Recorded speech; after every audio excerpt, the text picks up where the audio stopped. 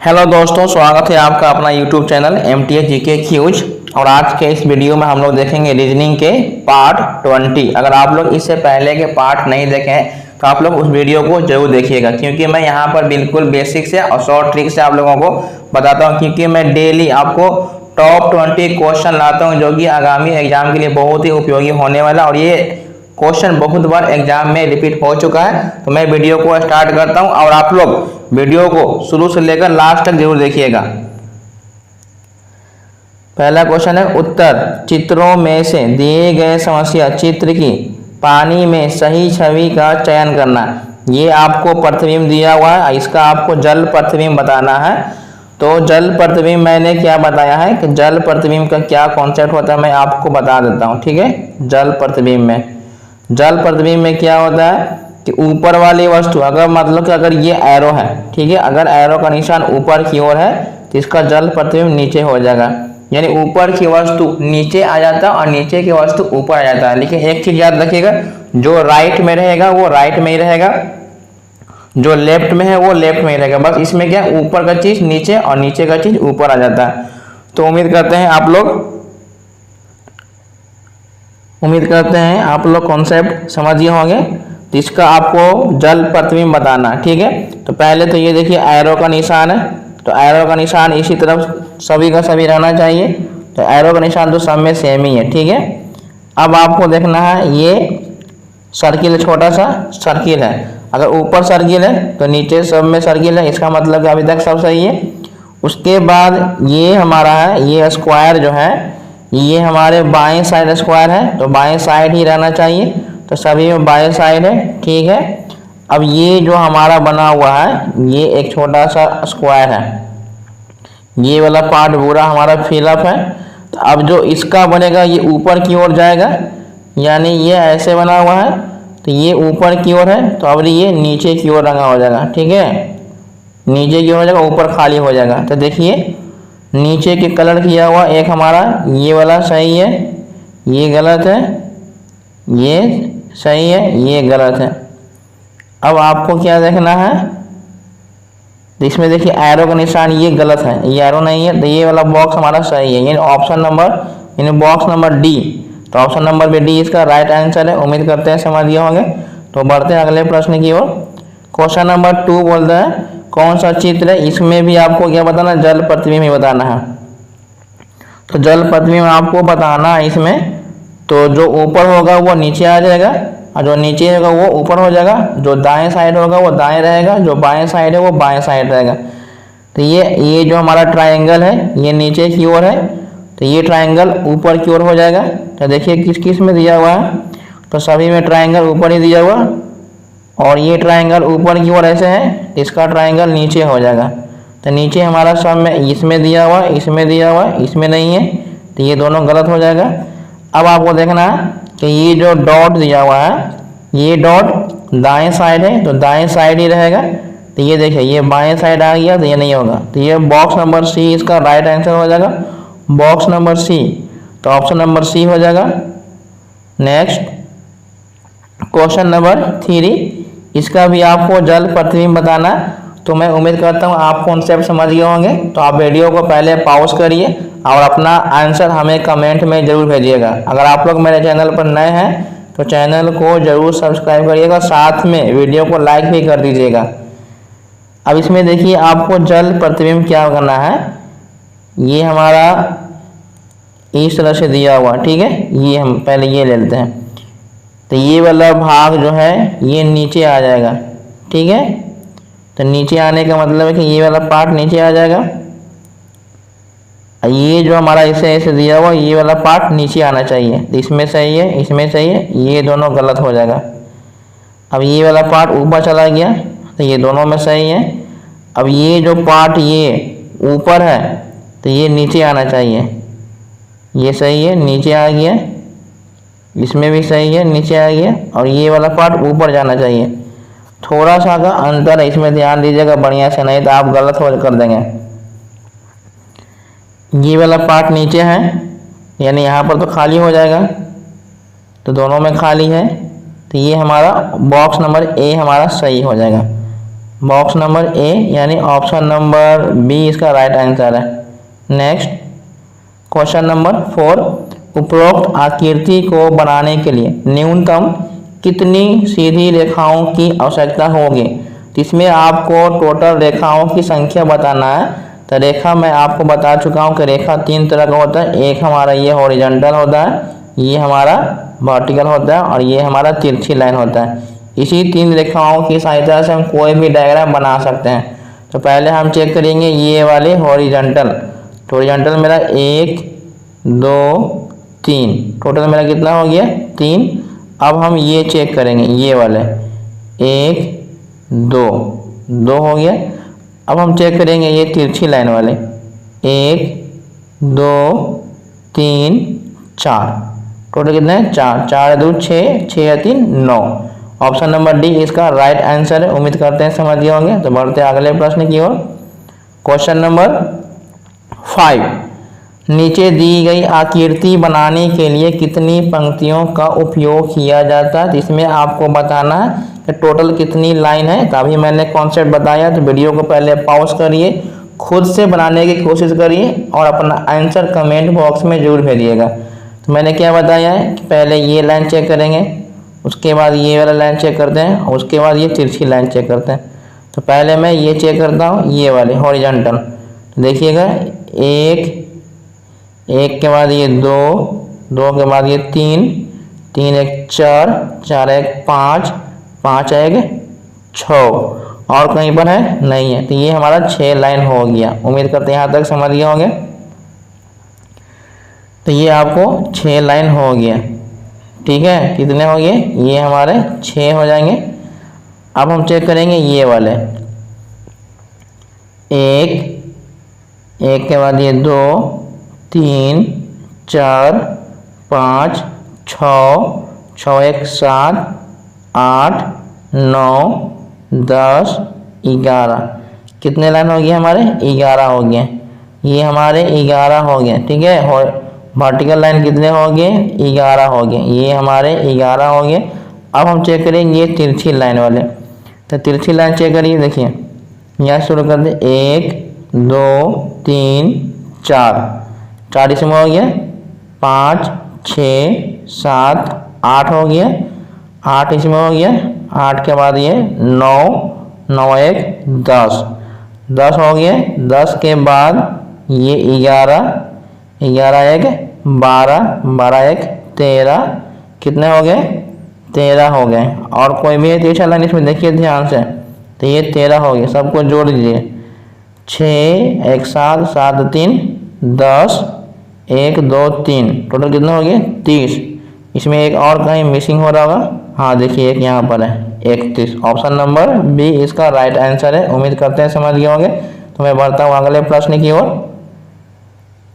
Question number 6, यदि 31 दिसंबर 2005 को शनिवार था तो 31 दिसंबर 2009 को सप्ताह का कौन सा दिन होगा। तो मैं हर एक वीडियो में आप लोगों को बताता हूँ कि आपको पहले मंथ कोड याद रखना होगा। क्या याद करना है, मंथ कोड याद होगा, तभी आपका ये मैथ बनेगा यानी रीजनिंग बनेगा। तो मंथ कोड आपको पहले साधारण वर्ष के लिए मतलब कि नॉन लीप ईयर, ये साधारण वर्ष का कोड होता है 144 025 036 146, ये हो गया नॉन लीप ईयर यानी साधारण वर्ष। एक होता है लीप ईयर। तो लीप ईयर में सिर्फ जनवरी और फरवरी का कोड जो होता है वो चेंज होता है, बाकी बात सब सेम होता है। लीप ईयर कैसे चेक करेंगे, तो कोई भी अगर ईयर दिया हुआ है तो उसके लास्ट का 2 डिजिट लेंगे, लास्ट का 2 डिजिट इसको हम 4 से भाग देंगे। अगर ये पूरा कट जाता है तो वो हमारा लीप ईयर हो जाएगा, और जो नहीं कर देगा वो साधारण वर्ष होगा। अब आपको याद रखना है डे कोड। क्या याद रखना है, डे कोड कहने का मतलब कोई भी नंबर में अगर आप 7 से भाग देते हैं तो 7 से भाग देने के बाद आपको जो शेष बचेगा, यानी अगर आपको शेष 1 बचेगा तो आपको संडे हो जाएगा। अगर आपको 2 बचेगा तो क्या हो जाएगा, मंडे हो जाएगा। अगर आपको शेषफल 3 बचता है तो वो आपको ट्यूसडे हो जाएगा। 4 बचेगा तो वो आपको वेडनेसडे हो जाएगा। अगर 5 बचेगा तो वो आपको थर्सडे हो जाएगा। अगर 6 बचेगा तो फ्राइडे हो जाएगा। अगर शेष 0 बचेगा तो वो आपको सैटरडे हो जाएगा। उम्मीद करते हैं आप समझ गए होंगे। मंथ कोड और डे कोड आपको याद रख लेना है एकदम अच्छे तरीके से, ठीक है। अब इसमें क्या बनाना है हमको, तो इसमें जो भी आपको कोड दिया हुआ है, जैसे ये 31 दिन है तो ये 31 के 31, पहले आपको ये चेक करना है कि ये हमारा लीप ईयर है कि नहीं है। तो 2005 अगर लास्ट का 2 डिजिट यानी 5 अगर हम 4 से भाग देंगे तो ये नहीं कटेगा। इसका मतलब है कि ये हमारा लीप ईयर नहीं है। इसमें क्या दिया हुआ 31 दिसंबर 2005। तो पहले आपको जो भी दिया हुआ ये 31 दिया हुआ तो 31 लिख देंगे, ठीक है। कितना दिया हुआ 31, तो ये 31 के 31 हो गया। और दिसंबर का कोड क्या होता है, यानी लास्ट में 146 होता है यानी 6, तो ये दिसंबर का कोड हो गया 6। और 2005 यानी लास्ट का 2 डिजिट, इसके पहले आपको हमेशा 1 लगा देना है। और फिर ये 105 में हम 4 से भाग देंगे, टोटल कितने लीप ईयर, 4 दूनी 8, इसमें से शेष बचा 2 यानी 25, 4 छका 24। अब ये इन सबको जोड़ के आपको 7 से भाग दे देना, ठीक है। तो 26 और 5 31, 31 61 62, 62 अच्छे 68। इसमें आपको 7 से भाग देना है।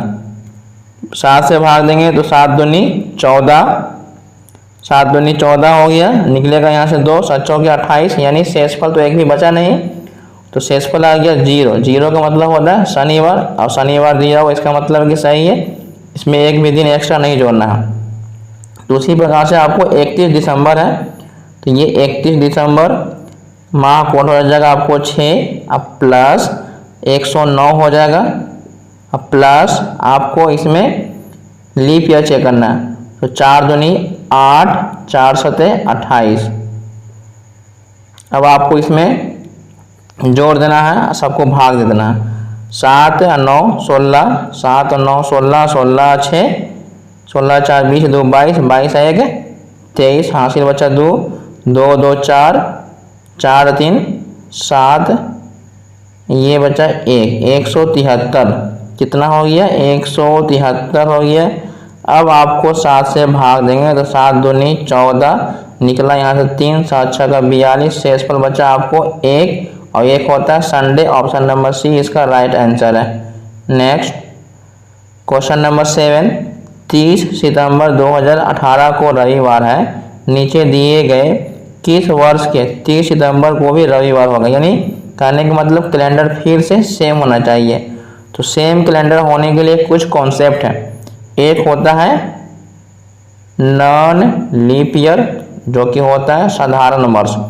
साधारण वर्ष अगर आपको दिया हुआ है तो फिर से सेम कैलेंडर कब रिपीट होगा, तो साधारण वर्ष में 2 कंडीशन आएगा, या तो 6 वर्ष के बाद आएगा या तो 11 वर्ष के बाद आएगा, ठीक है। तो ये आपको ऑप्शन के हिसाब से देना। अगर आपको वो लीप ईयर है तो कोई दिक्कत नहीं, ये हमेशा 28 वर्ष के बाद ही रिपीट करता है। लीप ईयर हमेशा 28 वर्ष के बाद, और जो साधारण वर्ष होता है वो 6 वर्ष या तो 11 वर्ष। तो 18 में 6 जोड़ेंगे तो 24, तो 24 हमको मिल गया, 24 हमें मिल गया है। तो ऑप्शन नंबर डी हमारा हो जाएगा, ठीक है। ऑप्शन नंबर डी इसका राइट आंसर है। नेक्स्ट,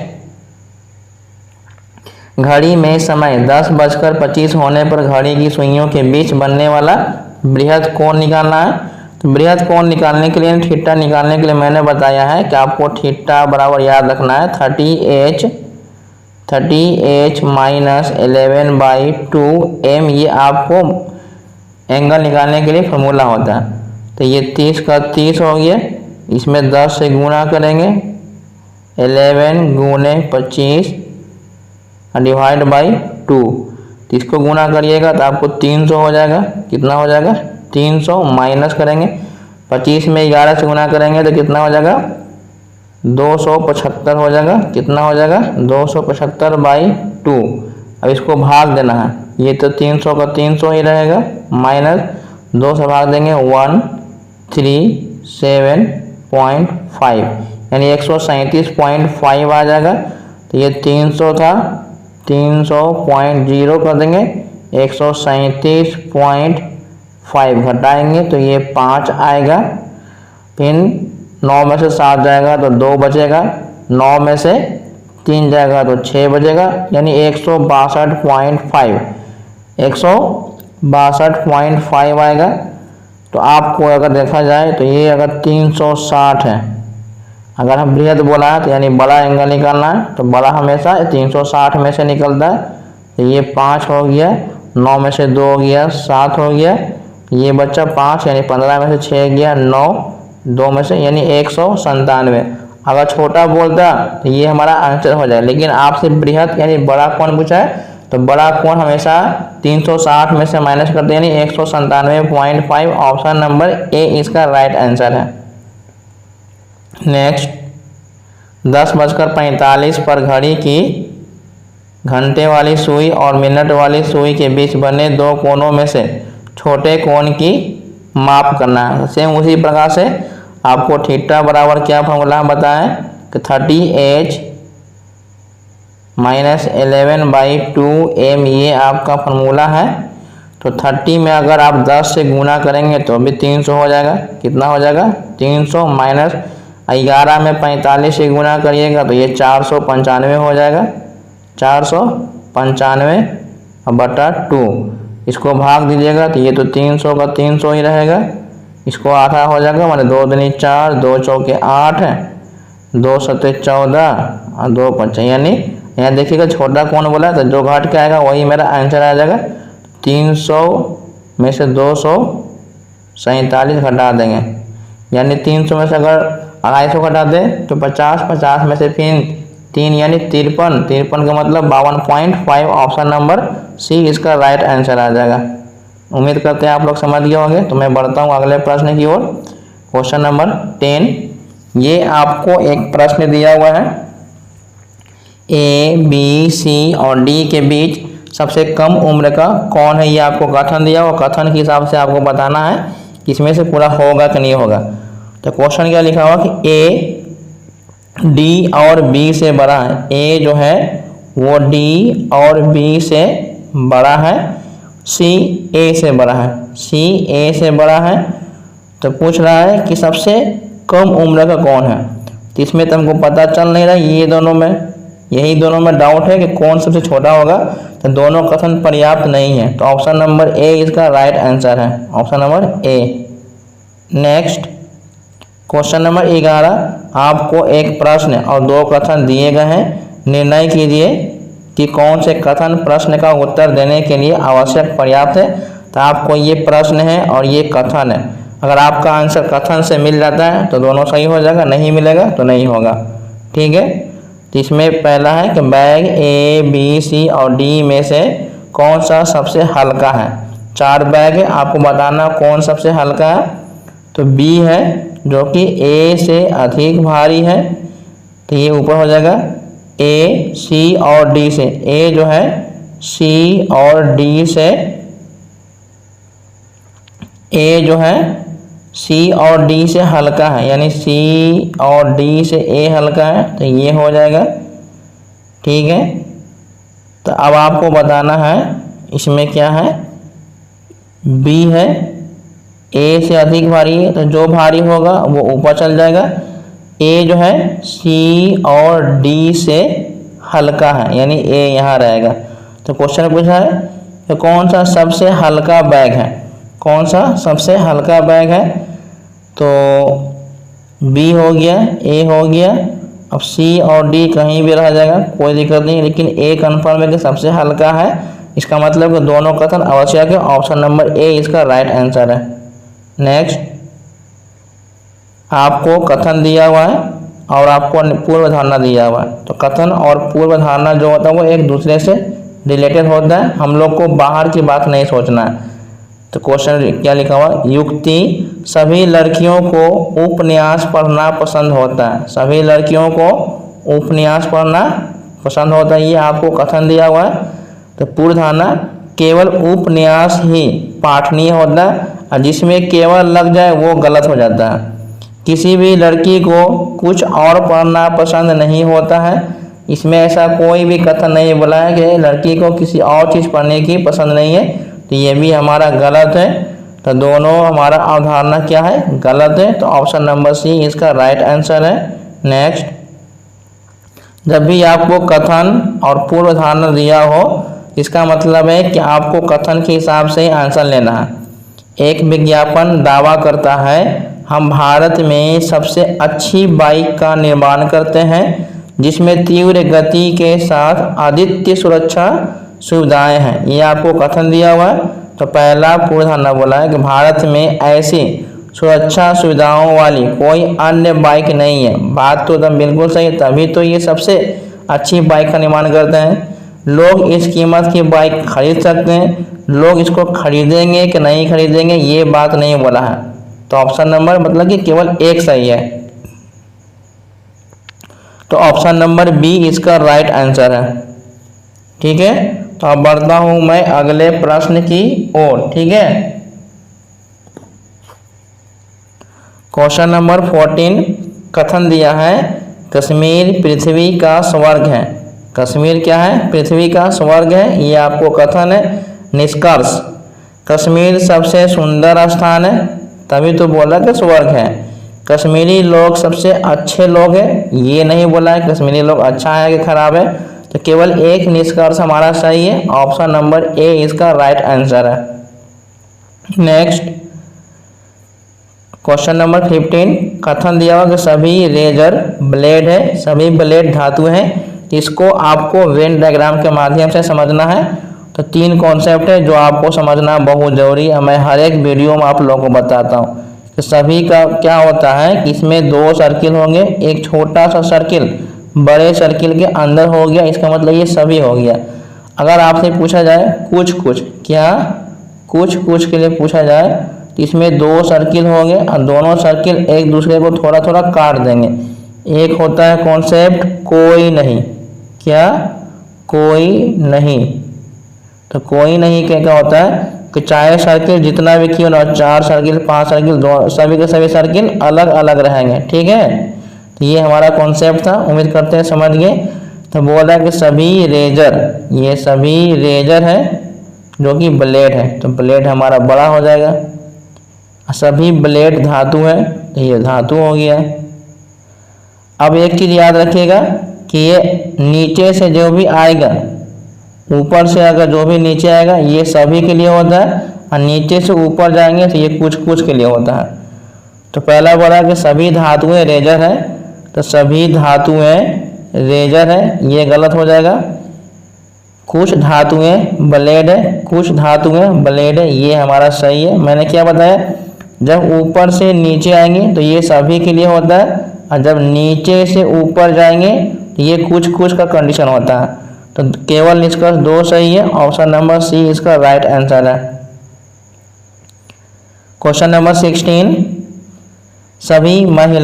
सभी महिलाएं क्या हैं, फूल है। सभी महिलाएं फूल है और सभी फूल वृक्ष है। सभी फूल क्या है, वृक्ष है।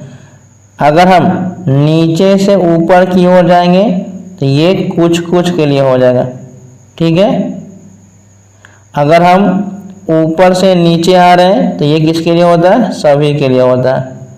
तो ध्यान दीजिएगा, सभी महिलाएं वृक्ष है, सभी महिलाएं वृक्ष है, यानी ये वाला लाइन है ऊपर से नीचे आ रहा तो ये सही हो जाएगा।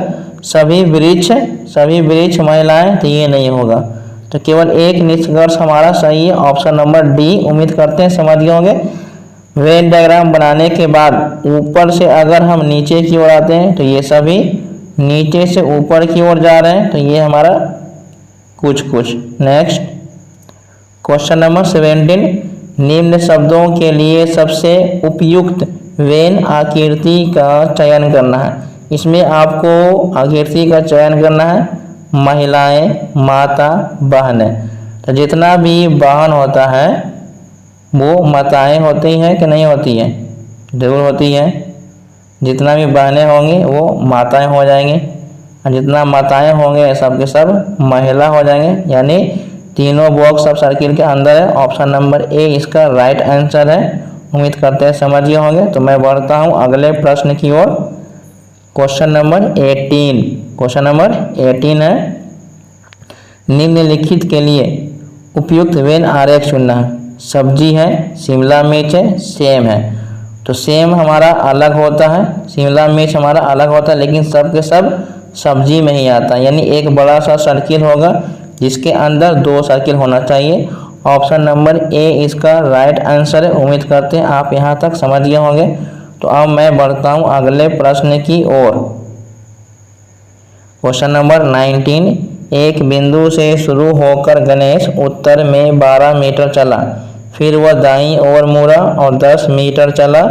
वह फिर से दाईं ओर मुड़ा और 12 मीटर चला, फिर वह बाईं ओर मुड़ा और 5 मीटर चला। अब वह प्रारंभिक बिंदु से कितनी दूर और किस दिशा में है? तो ये आपको डायरेक्शन वाले प्रश्न है। तो पहले आपको ये मालूम होना चाहिए कि ये हमारा उत्तर है, ये हमारा दक्षिण है, ये हमारा पश्चिम है और ये हमारा पूरब है। तो इसमें हम कहीं भी एक इनिशियल पॉइंट को पहले ले लेते हैं। हमने इनिशियल पॉइंट ले लिया, ठीक है, ये हमारा इनिशियल पॉइंट है।